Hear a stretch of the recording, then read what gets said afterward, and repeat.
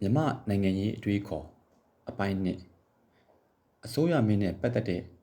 နိုင်ငံရေးအယူအဆကိုဒီကနေ့တင်ပြပါမယ်။မြမပြည်ကိုအင်္ဂလိပ်အုပ်ချုပ်တဲ့ရည်ရွယ်ချက်ကစီးပွားရေးအမျက်ထုတ်ဖို့သာဖြစ်တဲ့အတွက်အင်္ဂလိပ်ကိုလိုနီဆိုရဟာမြမပြည်သူပြည်သားများနဲ့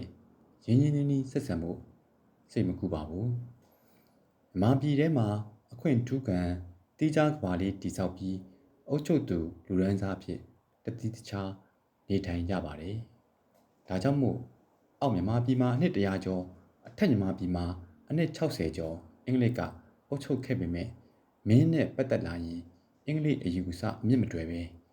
မြမရှေ့ဟောင်းအယူအဆကသာဆက်လက်ရှင်သန်နေတာတွေ့ရပါတယ်။ပကံကစပြီးကုန်းမောင်မင်းညီကုန်းချုပ်တဲ့အထိနှစ်800ကျော်အတွင်းပုံသွင်းခံခဲ့ရတဲ့မြမနိုင်ငံရေးအတွေးခေါ်ကသာကိုလိုနီခေတ်နဲ့လွတ်ရေးခေတ်မှာဆက်လက်ရှင်သန်တယ်လို့ဆိုနိုင်ပါတယ်။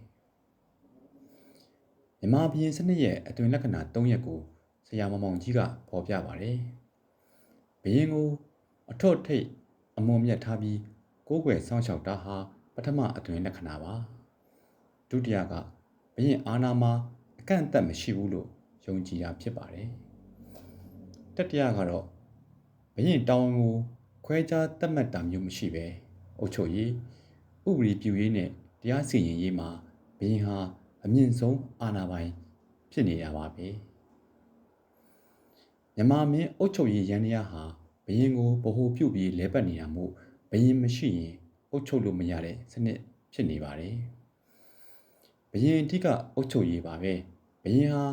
သမ္မတမင်းကဆင်းသက်လာတာဖြစ်လို့အလွန်တရာမြင့်မြတ်တဲ့မျိုးနွယ်အဖြစ်ယုံကြည်ထားကြပါတယ်။ဒါကြောင့်လဲဘုရင်မျိုးနွယ်နဲ့မင်းမှုရန်တွေရဲ့ဝတ်စားစီရင်မှုဟာတမန်ပြည်သူနဲ့မတူတမှုထူးခြားနေတာဖြစ်ပါတယ်။ဘုရင်မင်းမြတ်ကြီးကျယ်ခမ်းနားပုံနဲ့တကောဩဇာကြီးမားပုံတွေကိုဘုန်းကြီးကျောင်းပညာရေးတင်ရွန်းစာအုပ်တွေဖြစ်တဲ့လောကနီတိဆယ်ဆောင်တွဲလောကတာရဆုံးမစာစတာတွေမှာတွေ့နိုင်ပါတယ်။ဥပမာလောကတာရဆုံးမစာမှာဆိုရင်ရှင်ဘုရင်ရဲ့ဂုံချက်တီကြီးမားပုံကိုအမြင့်ဆုံးနာမဝိသေသနာပေါင်း10ခုနဲ့ဖော်ပြထားပါတယ်။ရှင်ဘုရင်ကြီးစိုးတဲ့မြမနိုင်ငံရေးမှာနိုင်ငံသားတွေပါဝင်မှုနေရာမရှိသလောက်ပါပဲ။ဒါကြောင့်မြမနိုင်ငံရေးသမိုင်းဆိုတာဘုရင်နဲ့ဘုရင်လှုပ်ဆောင်ချက်တွေကိုမှတ်တမ်းတင်တဲ့ရာဇဝင်ဖြစ်နေပါတယ်။မြမဘုရင်ရဲ့ဖုံးတော်ပွဲကိုအမျိုးမျိုးချီးမွမ်းဂုဏ်ပြုမြောက်ပင့်ရေးသားတာတွေကိုခေတ်တဲ့အမြင်နဲ့ကြည့်မယ်ဆိုရင်ကလေးကလားဖြစ်နေပေမဲ့ရှေ့မြန်မာတွေအဖို့ကတော့မြောက်ပင့်တင်စားရေးသားထားတဲ့ဖုံးတော်ပွဲတွေကိုအမှန်တကယ်ဖြစ်ယုံကြည်ကြပါတယ်။ဘုရင်စကားကိုလေလုံးထွားတာလို့ရှေ့မြန်မာတွေကမယူဆကြပါဘူး။ရှေ့ဟောင်းမြန်မာပြည်မှာဘုရင်ဖုံးတော်ပွဲဟာအမှန်တကယ်မဟုတ်ကြောင်းဘယ်သူမှမပြောရဲပါဘူး။ဒီလိုနဲ့မြန်မာမင်းနဲ့မြန်မာပြည်သားတွေဟာမလုံးကောင်းနဲ့လှတာပြီးအပြင်လောကမှာဘာဖြစ်နေမှန်းမသိကြတာများပါတယ်။အပြင်လောကနဲ့အဆက်အသွယ်နေတာကြောင့်ပြည်သူလူထုကိုအစိုးရမင်းကအယုံသွင်းနိုင်တာဖြစ်ပုံရပါတယ်။ရှင်မင်းရဲ့ကြီးကျယ်မြင့်မြတ်ပုံကိုသာအဓိကဦးစားပေးပြီးပြည်သူလူထုရဲ့အခမ်းကဏ္ဍကိုမေးမိန်သေးသေးအောင်လုပ်ထားတဲ့အတွက်တိုင်းသူပြည်သားဟာကြီးတော်မျိုးကျွန်းတော်မျိုးအဖြစ်ကိုရောက်သွားပါတော့တယ်။ရွာသူကြီးဥအောင်စရာကဘုရင်ဖြစ်ခံယူတဲ့အခါမှာအလောင်းဖျားဆိုတဲ့အမည်ကိုယူလိုက်ပါတယ်။ဒါမင်းနဲ့မင်းမှုတန်းကိုအများစုကရိုသေလေးစားလာအောင်တမင်လုပ်ယူတာဖြစ်ပါတယ်။မြန်မာပြည်ဟာအော်တိုကရက်ခေါ်တဦးစံပိုင်အာဏာရှင်မင်းမှာအကျွမ်းမဲ့အာဏာရှင်ဖြစ်ပြီးကြီးတော်မျိုးကျွန်တော်မျိုးအလုံးရဲ့အသက်အိုးအိမ်စည်းစိမ်ကိုပိုင်ဆိုင်သူဖြစ်ပါတယ်။ဘုရင်စိတ်ဆန္ဒဟာတရားဥပဒေဖြစ်တဲ့အတွက်တိုင်းပြည်နဲ့လူထုဟာဘုရင်လုပ်သမျှခံကြရပါတယ်။ယာတုနဲ့ဘွဲ့အနှင်းမှုယာတုဖြုတ်မှုဘွဲ့ရုပ်သိမ်းမှုဂုံပြုချီးကျူးမှုစတာတွေကိုဘုရင်ကသာလုပ်နိုင်ပါတယ်။ဒါကြောင့်မိမိအတိတရားကြောင့်ချင့်ချိန်ရတာမျိုးနဲ့တော်လန်ပုံကံမာကိုစိုးရိမ်လို့စင်ကြင်ရတာမျိုးကလွဲပြီးဘုရင်အာဏာမှာအကန့်အသတ်အထိန်ချုပ်မရှိပါဘူး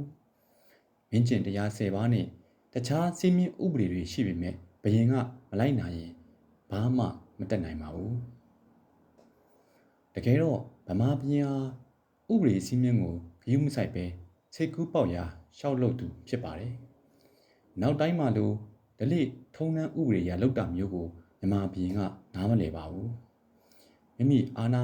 ချုပ်ချယ်ကန့်သတ်ရမယ့်ကိစ္စကိုမြန်မာပြည်ကလက်မခံပါဘူးဒါကြောင့်အစိုးရကောင်းမကောင်းဆိုတာဘရင်လုပ်သူရဲ့ဉာဏ်ပညာအမျှော်မြင်နဲ့ကိုကျင့်တရားပေါ်မှာမူတည်ပါတယ်ဘရင်စိတ်ဆိုးရင်ဝင်ကြီးဝင်တော့စတဲ့မှုရန်တွေကိုအချိန်မရွေးဒုက္ခရောက်သွားနိုင်ပါတယ်ဘရင်လုပ်သူကမကျေမနပ်ဖြစ်နေတာကိုသိတဲ့ပုဂ္ဂိုလ်ဟာထွက်ပြေးရင်ပြေးမပြေးရင်တော်လန်ပုံကန်းမှုပဲရှိပါတော့တယ်ဒီလိုမှမလုပ်ရင်ဘရင်လုပ်သမျှလဲစင်းခံမှုပဲရှိပါတယ်ပကံမင်းလက်ထက်အင်္ဂလိပ်မြန်မာဒုတိယစစ်ပွဲဖြစ်ပွားချိန်မှာညီတော်မင်းတို့မင်းသားဟာစစ်ရဲဆဲလိုတဲ့အတွက်ပကံမင်းကမကြည်မနက်ဖြစ်နေပါတယ်မင်းတို့မင်းသားဟာပကံမင်းကို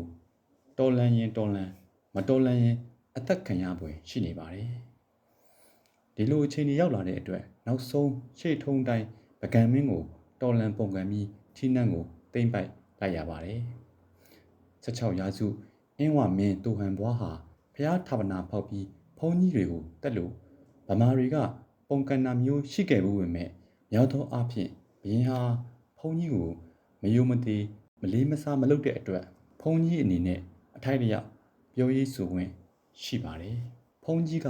ကျောင်းဝင်ဆောင်ရွက်ပေးတဲ့အတွက်အသိခံရတဲ့လဲမီပြန်ရတာမျိုးရှိတယ်လို့တည်တံကြခံပြီးမှလွတ်မြောက်သွားသူတွေလည်းရှိပါတယ်ဘုန်းကြီးကအဖြစ်ကျူးလွန်ပြီးကျူးလွန်တဲ့ဘုန်းကြီးကိုဝါရင်တန်ခါအဖွဲ့ကအရင်ဆုံးစစ်ဆေးရပါတယ်အဖြစ်ရှိကြောင်းတွေ့တဲ့အခါသင်္ကန်းချွတ်ပြီးအစိုးရအာဏာပိုင်ကိုလွှဲအပ်လိုက်ပါတယ်ဖျားတဲចောင်းဆောက်ရေကန်တူးမြောင်းဖောက်မြို့သစ်ဆောက်တဲ့ကိစ္စတွေကိုဘာသာရေးအမြင်နဲ့လုပ်တာဖြစ်ပါတယ်သာသနာကိုဂါဝယ်ဆောင်ရှောက်ဖို့တာဝန်ရှိတယ်လို့ဗမာမင်းကယူဆတဲ့အတွက်တန်ခါကိုဖိနှိပ်တာမျိုးတော့မလုပ်ကြပါဘူးဒါပေမဲ့ရာဇတောဝါမင်းဆိုးမင်းညက်အန်ရကာကွယ်ပေးဖို့ပရိတ်ကြီးပါဠိတော်မှာတမာဒေဝနှကောင်းနဲ့နဲ့တွေကိုဆုတောင်းတာကိုကြည့်ရင်မင်းဆိုးမင်းညက်ကိုတန်ခါတွေကလက်မခံတာထင်ရှားပါတယ်